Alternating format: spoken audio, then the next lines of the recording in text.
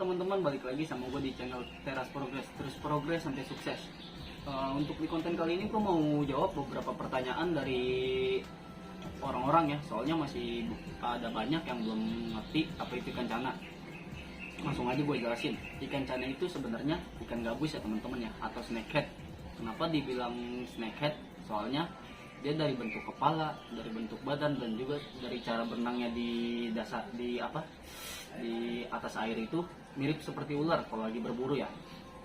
Nah, cana yang gua keep satu ini namanya cana maruliodes. Dan cana ini punya dua varian warna ya. Ada yang merah dan ada juga yang kuning. Sebenarnya ada juga sih satu lagi, itu namanya green kaltara. Cuman dia beda dari jenisnya. Kalau ini kan maruliodes, kalau yang green kaltara itu dia berasal dari jenis marulius. Mirip tapi beda. Dari anatominya itu lebih besar dari marulius. Soalnya dia bisa nyampe 1 meter, dan ini di alam bebas yang paling besar ditemuin cuma 90 cm aja. Dan juga dari anatominya beda antara marulius dan maruliodes. Kalau dari maruliodes, dari warna lebih cerah dan juga sisiknya ini dia berbentuknya seperti bunga atau batik ya teman-teman.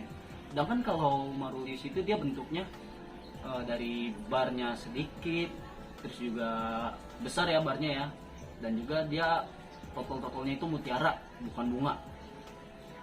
Dari harganya ini variasi banget sih, dari harga puluhan ribu kalau yang masih kecil sampai yang paling ada yang besar. Kalau misalnya kualitasnya bagus itu bisa nyampe puluhan juta. Nah, di pertanyaan nomor 2 ini, ikan cana yang mutiara itu asalnya dari mana sih? Nah, cana maru ini masuk salah satu ikan yang ada di Indonesia ya teman-teman ya. Soalnya penyebarannya dia tuh ada di Thailand dan juga di Malaysia ya. Kalau untuk yang dari Thailand sendiri itu namanya suratani, dan untuk yang dari Malaysia itu seruyan. Dan sebenarnya ada juga varian maru juga, cuman berbeda sedikit. Nah, varian yang satunya ini adalah marulius, dan marulius itu ada di beberapa negara juga sih, di India pun ada ikan cana marulius itu. Nah, kenapa ikan ini lagi diminatin sama banyak orang? Soalnya dari warna, dari segi marking, dari badannya sendiri, itu dia mempunyai corak yang bagus dari sisiknya ya, berbentuk batik ataupun bunga. Dan juga mentalnya ini yang barbar ya. Ini kan yang salah satu mentalnya paling gampang dilatih atau paling gampang dibikin galak. Kalian bisa lihat sendiri atau bisa di searching, pasti banyak orang yang mempraktikkan masuk tangan ke dalam akuarium dan ikannya itu nyerang tangan dari manusia.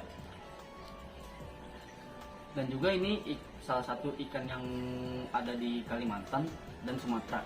Untuk sebutan namanya sendiri adalah, kalau di Kalimantan itu ikan peyang, dan kalau di Sumatera itu bujukino ya. Dan yang dari Sumatera itu dia ada yang paling terkenalnya itu dari Riau.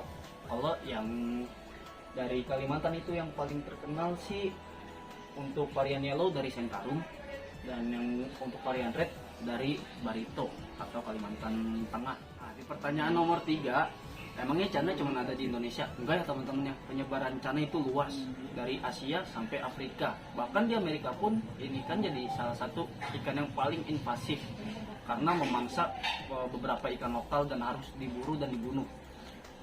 Untuk ikannya sendiri, khususnya di Indonesia ya, salah satunya ini ikan maruliodes, ada ikan cana striata, cana limbata, cana bankanesis, dan cana pioro. Untuk cana pioro itu yang gue tahu aja dari semua, di Kalimantan sendiri namanya kerandang, dan untuk di Sumatera itu namanya bujo, karena memang sebutan ikan gabus di sana itu ikan bujo. Nah, pertanyaan nomor 4, alasan kenapa ikan cana dipelihara? Nah, kalian bisa lihat sendiri teman-teman, dia dari warna, motif memang menarik untuk dijadiin sebagai ikan hias. Dan bahkan ada beberapa yang warnanya itu cerah banget. Ini kalau udah jadi, ini bisa lebih cerah lagi teman-teman. Warna merah juga begitu, sama bisa jadi lebih cerah lagi. dan serunya itu maininnya ini begini nih, mentalnya berani dan juga seru aja gitu pas lagi ngasih makan dia, entah dia lompat atau dia nyerang tangan. Kalau misalnya kita masukin tangan, kalau gue sendiri sih gue nggak berani lah. Ada salah satu pasti ada orang yang berani untuk masukin tangan biar digigit sama ikan itu. Nah, pertanyaan nomor 5, perawatannya gimana? Perawatan ikan ini sebenarnya nggak rumit-rumit banget ya, nggak kayak arwana ataupun lohan yang harus menggunakan filtrasi dan harus diberi arus. Kalau ikan ini kalian mau taruh tank dan air aja pun udah bisa sebenarnya untuk ikan ini. Ikan cana itu nggak terlalu manja lah untuk kondisi air dan juga filtrasinya. Dan juga ada beberapa keeper yang jadiin ikan ini sebagai ikan buat di aquascape. Soalnya memang dari warnanya udah menarik, dimana dimasukin aquascape yang menggunakan batu, kayu, tumbuhan dan lain-lain, jadi makin cantik dan elegan aja gitu kelihatannya. Nah, untuk pakannya, ini pakannya kita bisa menggunakan dua modelan pakan, yaitu pakan basah dan pakan kering. Untuk pakan basah kita bisa pakai cacing, kodok, kelabang, dan ikan cere, udang, banyaklah yang lain. Untuk yang kering kita bisa pakai maggot kering, jangkrik kering, terus juga pakai pelet. Itu aja sih untuk yang kering. Gue juga belum dapat lagi pakan kering selain yang tadi. Pertanyaan nomor 6, kenapa harus di treatment ikan ini? Soalnya ikan ini kalau masih kecil, dia dari warna aja nggak ada teman-teman, dan juga dari bunga. Kita pasti kalau ikannya masih kecil, dia kebanyakan belum tumbuh, dan kita step by step harus treatment ikan ini, mulai dari entah itu marking atau barnya yang ada di badan, bunga, atau warnanya terlebih dahulu. Bebas, cuman yang harus diperhatiin ya dari segi air, pakan itu mempengaruhi tumbuh fisiknya dia, entah itu bakatnya dia ke warna atau ke bunga ya teman-teman ya. Dan juga yang mempengaruhi yang tadi gue bilang air, terus juga settingan tank, terus juga dari filtrasi dan lampu, itu mempengaruhi progres pada ikan ini. Dan pertanyaan yang nomor 7, apa bisa disatuin sama ikan lain? Bisa, cuman kalau gue sendiri sih bukannya nggak suka, tapi ngeri aja gitu, tentang ngeri ikannya ini yang diserang sama ikan lain, atau ikan ini nyerang ikan yang lain. Soalnya kalau kita masukin komteng ini, mau nggak mau harus nyari yang setara dan bahkan sama-sama predator, biar nggak ada yang diserang atau nggak ada yang dimakan, biar nggak ada yang hilang. Soalnya kalau sama-sama predator kan mereka sama-sama mempunyai teritori renangnya sendiri, entah itu cana yang di bawah atau cana yang di atas, tergantung ikannya dari komting kita lebih suka di mana. Dan nomor 8, apa cana harus pakai daun ketapang? Manfaat daun ketapang itu penting ya teman-teman ya. Selain untuk menurunkan pH, dia juga bisa memperbagus kualitas air, karena di alamnya juga dia airnya itu air yang warnanya itu mirip banget sama air ketapang, walaupun di sana sebenarnya itu lebih dari akar ya, gambut. Terus juga pH airnya juga ini mempengaruhi dia juga nih, jadi bisa lebih nyaman. Pertanyaan nomor 9, kalau kita mau pelihara, apa treatment yang harus didahulukan? Untuk yang didahulukan sih, apalagi kalau misalnya ngambil ikannya itu dari ombyokan ya. Kalau dari ombyokan sebisa mungkin buat ikan nyaman berada di tanknya seperti di alamnya ya, biar ikan nggak terlalu lama stresnya, dan juga bisa show dan mentalnya itu jadi lebih bagus lagi untuk kedepannya.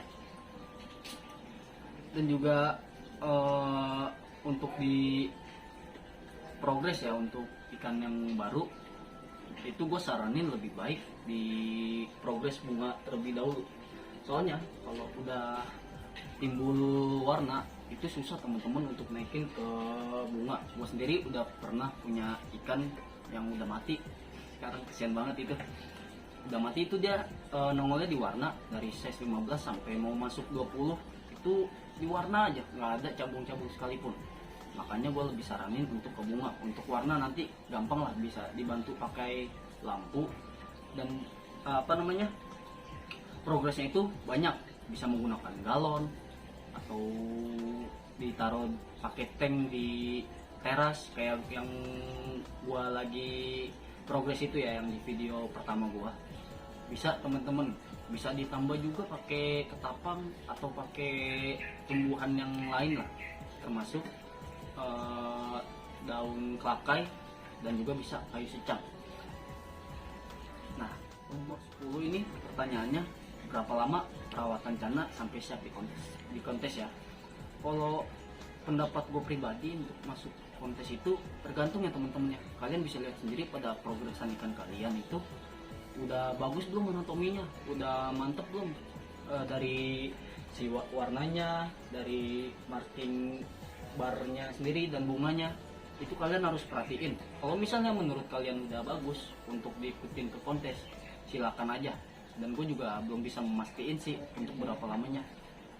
Ya mungkin kalau estimasi dari ikan baru datang, apalagi dari ombyok, bukan kalian nggak beli dari single tank, itu bisa lebih lama lagi. Kalau dari ombyok kalian harus ngebentuk mentalnya dulu biar berani sama tangan. Karena kan kalau di kontes yang gue lihat itu dia maininnya pakai spidol atau pakai jarinya sendiri. Ya minimal ikan ini harus mau respon lah ketika digoda pakai tangan kayak gini. Jadi gitu teman-teman ya. Jadi itu aja pembahasan kali ini, dari apa itu ikan cana sampai berapa lama ikannya itu bisa dikontes pas di progres ya. Untuk pembahasan selanjutnya nanti kalian kalau mau tanya lebih lanjut langsung tinggalin di kolom komentar aja ya. Untuk kekurangannya gue mohon maaf apabila ada yang noise atau penjelasan gue kurang maksimal ya. Sekian aja video kali ini, bye bye.